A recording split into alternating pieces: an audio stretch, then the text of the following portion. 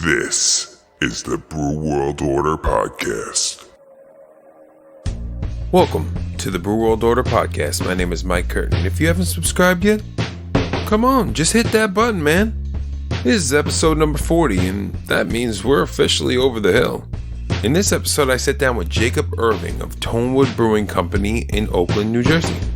Jacob talks to me about how they had to deal with the effects of COVID, how they're about to open a way bigger brew house in Barrington, New Jersey, and how their name comes from a wood that's used to create acoustic and windwood instruments.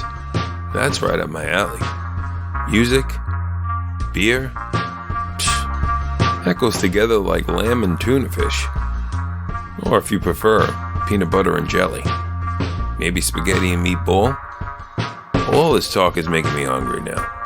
So I think I'm going to sit back, crack open a beer, eat a sandwich, and take a listen to this podcast. I think you should do the same. Hey guys, I'm Mike Curtin. This is the Brew World Order Podcast, and today I'm with Jacob Irving of Tonewood Brewing Company in Oakland, New Jersey. Brothers Eli and Taylor Fascini and cousin Jacob Irving all grew up together in New Jersey. When they were in their early 20s, they decided to give home brewing a try, and it soon became one of their favorite hobbies. Eli at some point decided to move to Colorado to experience the true ski life out west. While he was there, he wound up getting a job at Telluride Brewing Company in Telluride, Colorado. Since he already had a background in home brewing, he fit right in and wound up becoming part of the production crew. When he moved back to New Jersey, he told Taylor and Jacob, who had continued to work on their home brewing, that he saw what it takes to make a brewery work on a large scale. His plan was to either work at a brewery in New Jersey or to open a brewery of their own. With that in mind, the boys got to talking to family and friends, pitching the idea in hopes they get some seed money. After they succeeded with that, it was on to finding the right spot to open, and they did just that. And in June of 2016, they opened their family-owned business in Oakland, New Jersey, naming it Tonewood Brewing Company. And Jacob Irving is here with me today. Jacob, how are you doing, man? It's going well. Good. Sunny March day. Beautiful. Yeah, it's a little chilly, but it's nice out. It's a good thing. It's getting warmer. Yeah. So, how did you come up with the name Tonewood? I know that Tonewood refers to like a certain type of wood that has tonal properties, good for like acoustic and woodwinds, stuff like that. What brought that name up for you guys? The name was actually kind of one of the hardest parts of the brewery. Right. We had a bunch of different ideas going on, and nothing really seemed to jump out at us. And as you referred to, Tonewood refers to the wood that gets used to acoustic instruments, and we're family-run business. We have a lot of ties to live music. We have an uncle who runs a music festival. Everyone kind of has a small collection of vintage guitars, going from Martins to a bunch of other ones. And while the business plan is being written and we're trying to figure out how to pull off the brewery, we were kind of just hanging around outside, having some beers and playing some instruments. And Taylor was just like, "What about Tonewood?" And we just kind of kept running from there. We just thought there was a lot of different avenues we could run down with the branding, was kind of trying to tie it back towards music and kind of that sense. Awesome. Yeah, music and beer, they go together really well together, Yeah, that's for sure. Kind of blend. So, what was the that aha moment for all of you when you finally came up with the idea, let's make this happen? Like when you finally started, I know that there's always talk of people like, we should open a brewery at some point, but what was that actual moment where let's make this happen, let's go full force with it? Well, Taylor and I lived together in college, and we were, brewing beer as a hobby in our backyard. And at that point, we never really thought that it would, aspire past that. But Eli, when he moved back home and bringing back the knowledge that he had of production brewing, seeing it large scale, we've always kind of been people that wanted to be our own bosses, or kind of not always follow the corporate work model. And right. It was just kind of also an opportunity, hey, we work hard, we have the knowledge, if we put in the work, this could be something that could, provide us to have like a living and kind of live off the skill that we've been practicing. Right. So more just being able to have that knowledge and wanting to have our own brewery. That was probably the moment. Right. Gotcha. So from like the moment you started, making it happen, to the moment you opened the door, what would you say was one of the hardest things, in pursuit of opening your brewery? Probably the hardest part, is just kind of the paperwork and just kind of the regulations that you're just trying to make everyone happy with, townships to, alcohol control board, being within zoning laws, and just try to also orchestrate, contractors, and just kind of piling it all together, was probably was the harder part, making the beer, being able to find, where to get the ingredients, shopping for the equipment. Those are kind of more of the fun, more enjoyable times. Right. But when you're getting down to figuring out, like, hey, what does zoning look like for this, and going to town meetings, that was kind of a little bit more of the challenging part. Right. So you guys opened in the summer of 2016. In June of 2016, you opened your doors. So you've been open for a pretty good stretch of time to build up your business and build up the groundwork. When COVID actually hit, how did that affect your business, and like what moves were made to stay afloat during that time and make your business continue to work? Really scary time, to be honest. Yeah. Oh yeah. There was a solid week there where it was kind of hard to stay composed in front of like all the team that we have, because right. There's just so much uncertainty. But we kind of took some time and tried to figure out how do we navigate through this, and immediately we started switching everything from being packaged in kegs to packaging everything in cans, and starting to figure out how to pull on supply chains to ensure that we could have the proper amount of cans to move forward with packaging everything forward. A lot of beer we ended up donating that was packaged in kegs to turn into hand sanitation. So that was nice, and then spent a good amount of time just building out an online store to enable our customers to buy online and pick up at a later date, and that was super helpful. And we were able to have like a lot of successful launches of new beers, and we actually saw people making trips from farther out at that time, because they kind of had the ability to purchase online ahead of time, and then they were able to pick it up, and they knew they had that item, and that they weren't driving down to us and us selling out. Right, yeah. We were very fortunate, we made those shifts, and we've been able to retain our entire staff throughout everything, and expand the business further. Awesome.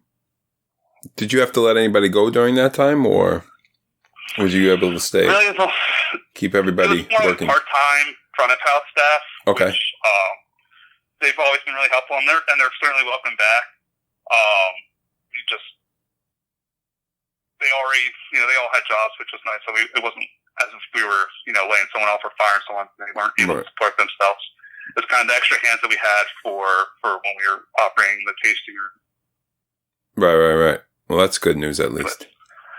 But yeah, all packaging, all production, sales, and delivery staff are all still on board. Right. Well, pandemics aside, when opening your business, what was something you never thought you were going to have to deal with? Something a little bit that I didn't expect. A lot of my focus kind of dealt more with, sales, distribution, and I had a background in retail beforehand going into this. Okay. And something that surprised me was just how old school the business is for distribution for beer, alcohol, and wine. It really is something where your vendors or your customers, they expect to see your face every so often, and so that was something surprising to me, kind of going for something that was a little more high tech, where we're processing payments fast or online shopping and assisting customers to, really going out there and making sure that you're building rapport with your customers and, picking up checks. I didn't expect it was going to still be that way when I came into, the sales side of it. Right. Speaking of picking up checks, how did you guys go about finding the capital to fund your business? When we started, we had a business plan written and an idea and a passion, and we were able to get some seed money from some close family and friends. We also were able to get introduced to the right people to say yes, which was really nice. Right. We had an article written in like a local paper around us that kind of just explained our story of how we were having trouble finding the right spot. And the mayor of Oakland, Mayor Forbes at the time, his eyes came across this article and reached out to us personally and said, I have this great building. We're looking to get it filled. Love for you to take a look at it. And then he was able to introduce us to get our SBA loan, and that kind of set everything in motion there. Gotcha.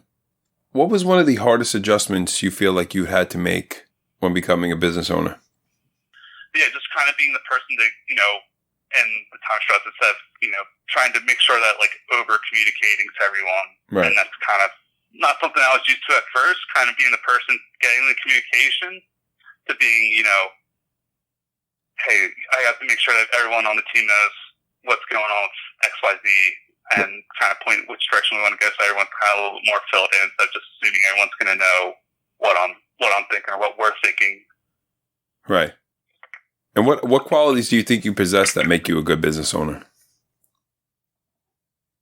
I always try to be like really open with anyone on my team. Okay. It's you always want to give people feedback, both positive and negative. If you see something or a situation with the business that happened that you wanted to see differently, you do want to make sure you talk to your employees and let them know, like, hey, I saw all this happen, but we need to go this way, and this is why. And making sure that you're always making them aware that you're trying to come from a good place of why you're telling them that we need to like course correct on something, so that they understand the value of it. But also like taking that time when you see something go well and making sure you share like that positive feedback as well, not just always relying on giving people the negative news, but also like encouraging them when they have the positive news. Yeah, smart way of doing it. And yeah, coaching the good is always the best approach, in my opinion. Yeah. How do you define success? I think a lot of it has to kind of do with love, right? Right. How much do you love something, or how much love is a product getting? Am I happy with the quality of the product? Do I love the beer that we're making? Do I love the customer's reaction? The customers are very excited about it and everyone's had a good time. Like, I kind of want to also match that excitement. So I think that's where I would measure success, really. How do I feel like myself outside the brewery? Do I like the life? Do I like the product that we're making? Do I like the environment, the team that we've been able to support? And watching everyone's reaction, seeing them be happy and excited about everything, I think love is a big part of it. Right. Was there anybody when you were coming up in the industry? Was there anybody that actually inspired you, like from other breweries?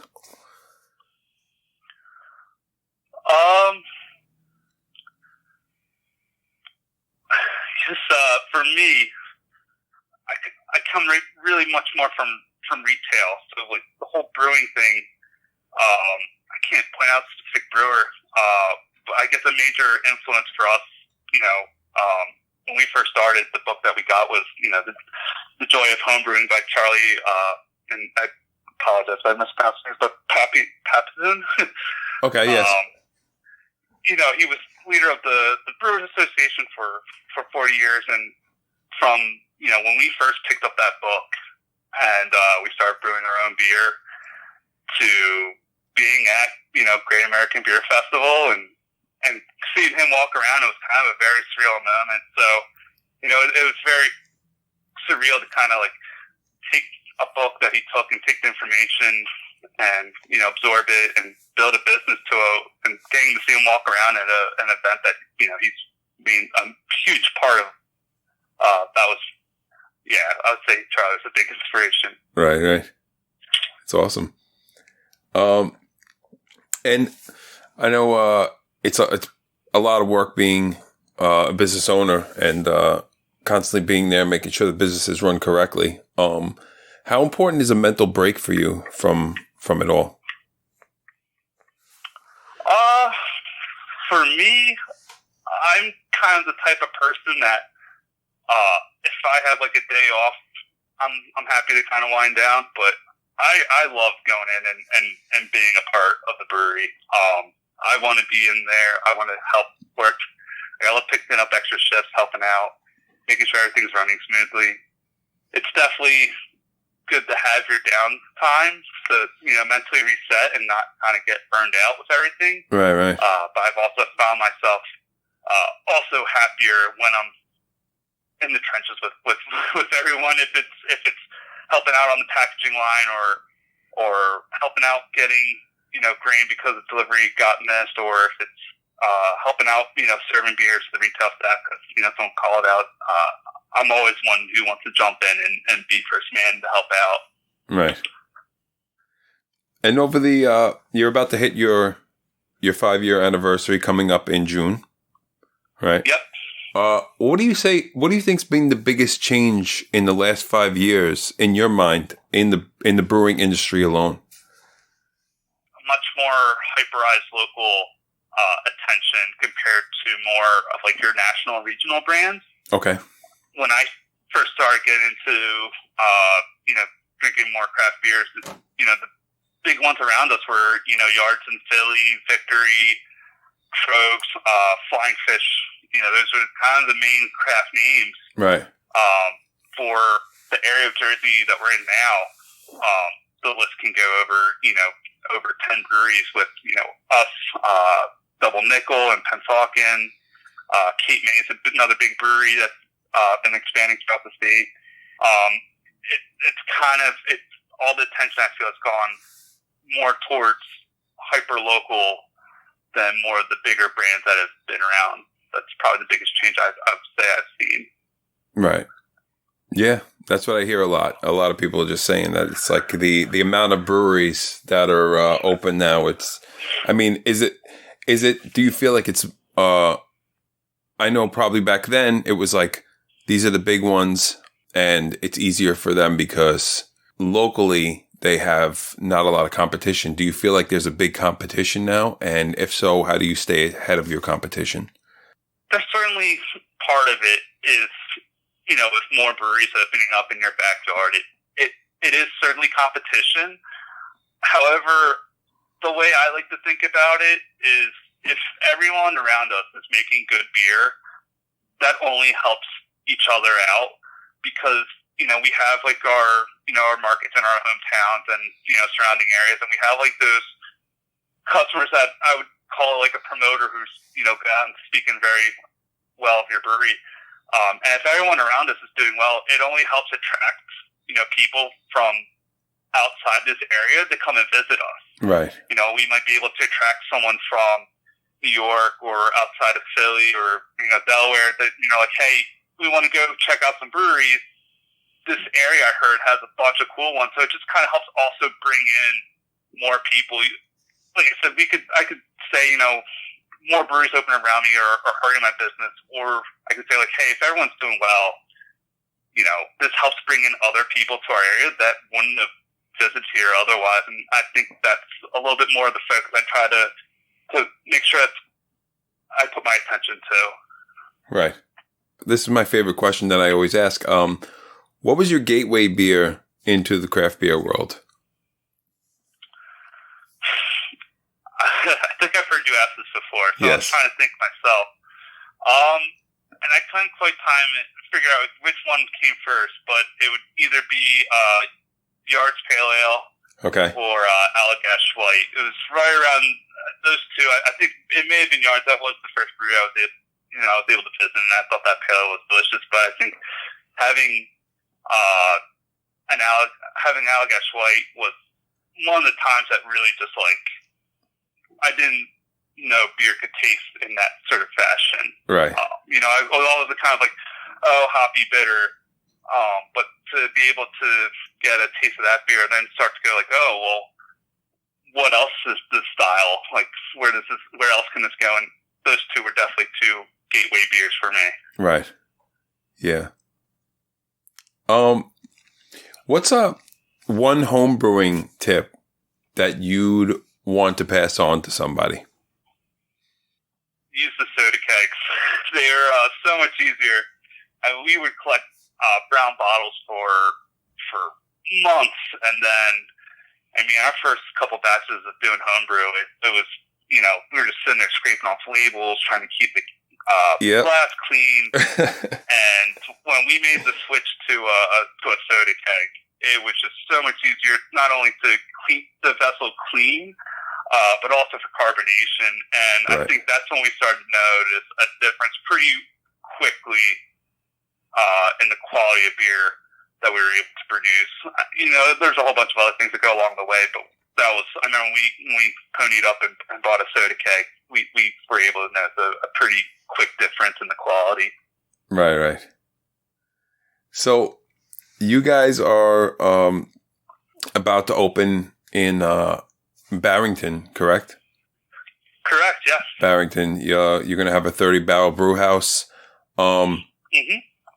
My first question is, how much thought process goes into all of this? Because this seems to be like a huge change for you guys from your first brewery.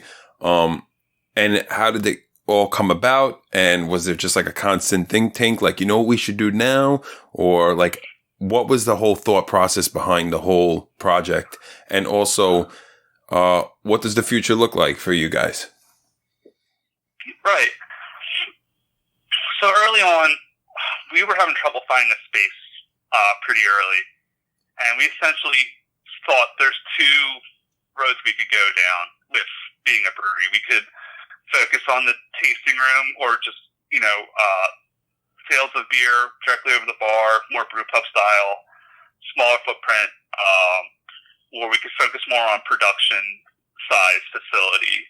Still be able to, still do retail and build that, brand recognition and brand loyalty, but focus more on, let's make this a product that's more available, like where we're at bars and restaurants and liquor stores. Right. And the space that we were able to find in Oakland fit the footprint to go production based. So the plan was to do it that way. And when we saw the building, we saw that we had the space to grow into, and there was potential to perhaps maybe even go past that building or expand that building out. And I think around the first couple of years, we saw it growing faster than we expected. We anticipated growth, but we were seeing growth faster than we thought it was going to happen. So we, tried to see if there was an option to purchase the building that we were in, or is there something available where we can expand? And at that time, it's around 2018, there was a lumber yard built in the late 1800s. Okay. In Barrington, and the gentleman who owned it, also a family-run lumber business that grew out of Camden, and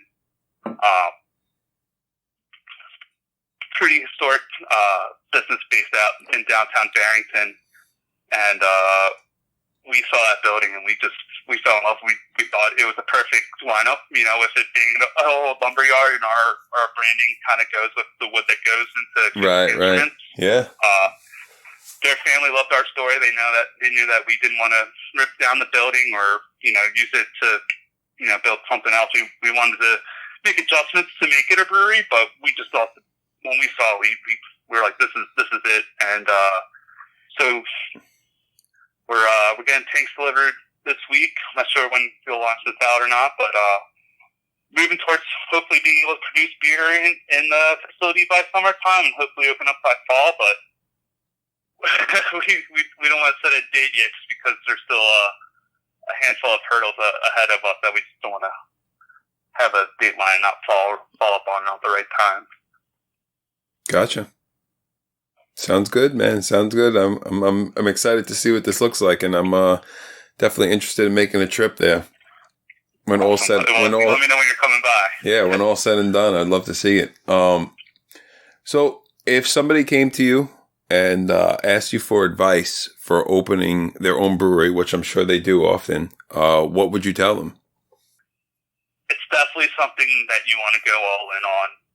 At the time when we first opened, Eli and Taylor were focusing on it full time. I was doing half retail sales for the brewery, working for another company outside that, and I was making it happen. But it was much easier when I was like, you know what, I'm all in on this as well, right? And just putting in the full, a great work week would be if 40 hours a week cut it, but sometimes you got to pull 80-hour work weeks, and you really have to dedicate to just going into something full speed and facing whatever challenges arise from it, and not make it just, I think that's where it elevated from being a hobby to being a profession, was that we're putting all of our time and energy into this thing, and we're going to see it through the end no matter what. Right. Gotcha. Well, did you happen to have a funny story for us? My funny story was Atlantic City Beer Fest. I think it was the last one that they had. There's multiple sessions throughout each one. There's the Friday night, and then there's 2 Saturday mornings, and it's always a part of the thing. But anyway, they essentially check everyone's ID, and they have a holding section in the conference center before they open up the gates and let everyone run through the festival ground. Okay. And they got the guy on the loudspeaker trying to hype up the crowd and get everyone excited, and I saw that as an opportunity to go try to rile up the crowd myself. So we had this homemade T-shirt cannon, and so I'm loading up with T-shirts. I have it all pumped up with air, and I'm running back and forth trying to get the crowd excited. Got them doing wave, having them cheering one side versus the other. See who wants to get the T-shirt. And I finally got everyone riled up. I go off, I hit the button to shoot the T-shirts out, and it turned out the pump that I had was broken. So I had all these people all hyped up. They're super excited. I go to hit the button, and nothing happens, and everyone just starts booing me. And it was loud. I don't know how many people are loud in each session. But it felt like a full stadium with people just booing me. Like I just missed an empty net shot at the last minute to win the game. So that was I had to sit there and just eat that one. And it's somewhere on the internet, but I'll never forget that one. Yeah, epic. Put that one for the team. Pretty epic. I don't know if you mind if I find that and put that up on social media or not, but yeah, that's fine. That's actually really funny. So I have a little segment called Quick Fire 5. It's just all right, let's do it. 5 quick questions, beer related. Here we go. One of your beers that you'd recommend someone try? We've been doing a whole bunch of wild ale series. There's Libraires, Brambalon, just fruited wild ales that are in your 750 milliliter bottles. Not a seltzer beer, but certainly something where if you like fruited beers, like crisp and refreshing, is the one that I try.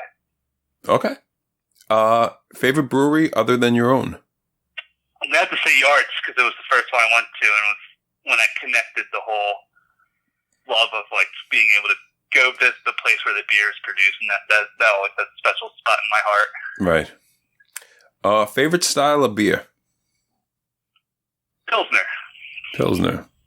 Okay. Barrel aged, imperial, or both? I guess both. Why not? Both. Double down. Yeah. That's what I say. And you have 1 keg of beer to hold you over for a 2-week quarantine. What beer are you choosing? I'll guess white, but you'll probably have to send the second keg. Said the second keg. All right. Good enough for me. I could drink that for days. Yeah, man. Well, Jacob, that's all I got for you, man. Cool. Hey, it was nice chatting with you, and keep the faith, protect the brotherhood. Appreciate it, man. Will do. I'm Mike Curtin for the Brew World Order podcast, here with Jacob Irving of Tonewood Brewing Company in Oakland, New Jersey. Thank you very much, man. Appreciate it. No problem. Hey guys, thank you so much for listening to my interview with Jacob Irving of Tonewood Brewing Company in Oakland, New Jersey. Whether you're passing through, you live in the area, or just visiting a friend nearby, you should definitely check him out. Also, give him a follow on social media while you're at it. Every other Sunday we'll be releasing a new episode, so subscribe and you'll never miss one. Also, give us a follow on social media, because it's just the right thing to do. I'm Mike Curtin for the Brew World Order podcast. You stay safe out there.